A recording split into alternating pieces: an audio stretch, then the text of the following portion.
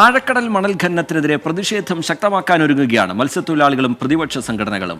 ഖനനം മീനുകളുടെ ആവാസ വ്യവസ്ഥയെ ബാധിക്കും എന്നാണ് സംഘടനകൾ പറയുന്നത്. ഈ മാസം 27-ന് തീരദേശ ഹർത്താൽ നടത്താനാണ് മത്സ്യത്തൊഴിലാളി സംഘടനകളുടെ തീരുമാനം.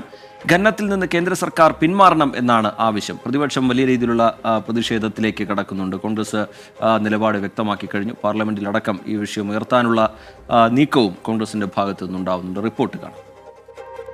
കേരളത്തിൽ കടലിൽ 5 മണൽ നിക്ഷേപമുണ്ട് എന്നുള്ളതാണ് കണ്ടെത്തൽ. കടലിനെ വിവിധ മേഖലകളാക്കി തിരിച്ചുള്ള പഠനത്തിലാണ് ഈ കണ്ടെത്തൽ ഉണ്ടായിരിക്കുന്നത്. കേന്ദ്ര ഖനന മന്ത്രാലയം ടെൻഡർ അടക്കമുള്ള നടപടിയിലേക്ക് കടന്നപ്പോൾ മാത്രമാണ് തീരദേശവാസികൾ വിഷയം അറിയുന്നത്. മണൽ ഖനനം നടത്തിയാൽ അത് മത്സ്യങ്ങളുടെ ആവാസ വ്യവസ്ഥയെ ബാധിക്കുമെന്ന് മത്സ്യത്തൊഴിലാളികൾ പറയുന്നു. ഈ മാസം 27-ന് തീരദേശ ഹർത്താൽ നടത്താനാണ് മത്സ്യത്തൊഴിലാളി സംഘടനകളുടെ തീരുമാനം. മാർച്ച് 12-ന് പാർലമെന്റ് മാർച്ചും നടത്തും. മത്സ്യസമ്പത്ത് ഒന്നാമത് മത്സ്യം അറബിക്കടലിൽ ഇല്ലാതായിക്കൊണ്ടിരിക്കുകയാണ്. ആയക്കടൽ മത്സ്യബന്ധന കരാറിൽ ഏർപ്പെട്ട അന്ന് തൊട്ട് തുടങ്ങിയ പ്രതിസന്ധിയാണ് തീരദേശത്തെ പരമ്പരാഗത മത്സ്യത്തൊഴിലാളികൾ.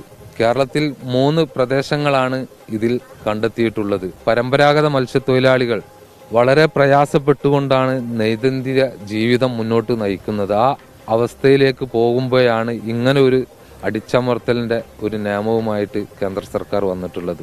ആഴക്കടൽ ഖനനത്തിനെതിരെ കോൺഗ്രസ് പാർലമെന്റിനകത്തും പുറത്തും പ്രതിഷേധം സംഘടിപ്പിക്കും. കേരളത്തിൽ നിന്നുള്ള പ്രതിപക്ഷ എംപിമാർ നേതൃത്വം നൽകുമെന്ന് ഹൈബിയുടെ MP. യാതൊരു പഠനവും മുന്നൊരുക്കവും ഇല്ലാതെ പ്രഖ്യാപിച്ചിട്ടുള്ള ക്രിട്ടിക്കൽ മിനറൽസ് മിഷനെതിരെ പാർലമെന്റിന്റെ അകത്തും പുറത്തും ശക്തമായി KC വേണുഗോപാൽ അടക്കമുള്ള കോൺഗ്രസിന്റെ സംഘടനാ ചുമതല വഹിക്കുന്ന ജനറൽ സെക്രട്ടറി അടക്കം ഈ വിഷയം ഏറ്റെടുക്കാൻ വേണ്ടി പാർട്ടി തീരുമാനിച്ചിരിക്കുകയാണ്. കേരളത്തിൽ നടത്തുന്ന മത്സ്യത്തൊഴിലാളികളുടെ തീരദേശ ബന്ദിന് കോൺഗ്രസ് പൂർണ്ണ പിന്തുണ നൽകുമെന്നും ഹൈബിയുടൻ അറിയിച്ചു. ആഴക്കടൽ ഖനനത്തിന് ഒരു തരത്തിലും അനുവദിക്കില്ല എന്നുള്ളതാണ് മത്സ്യത്തൊഴിലാളികളും അതോടൊപ്പം തന്നെ പ്രതിപക്ഷ സംഘടനകളും പറയുന്നത്.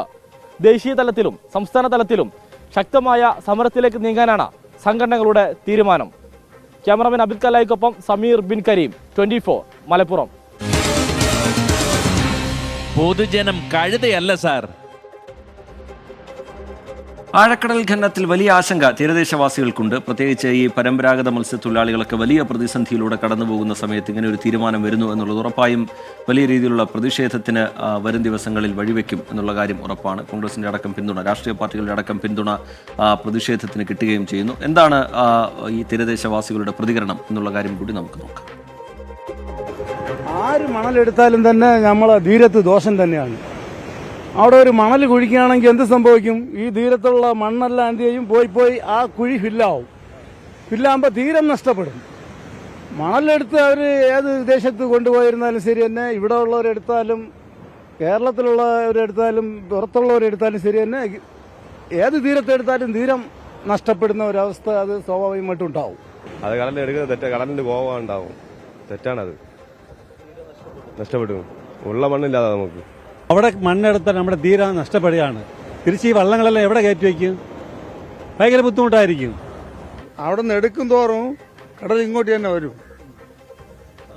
അത് ദോഷമാണ്. കുളിച്ചെടുത്ത മണ്ണ് ആഴം തോണ്ടും തോറും ഇങ്ങോട്ട് കയറി വരും കടൽ. അവിടെ ചെറുപ്പില്ല. അതൊന്ന് എടുക്കുന്നത് തെറ്റാണ്. അത് ചെയ്യരുത് വലിയ കുഴപ്പത്തിലാണ് പറഞ്ഞത്. ഈ കരകളൊക്കെ കാണൂല ചിലപ്പോൾ അവിടെ നിന്ന് മണലെടുത്താൽ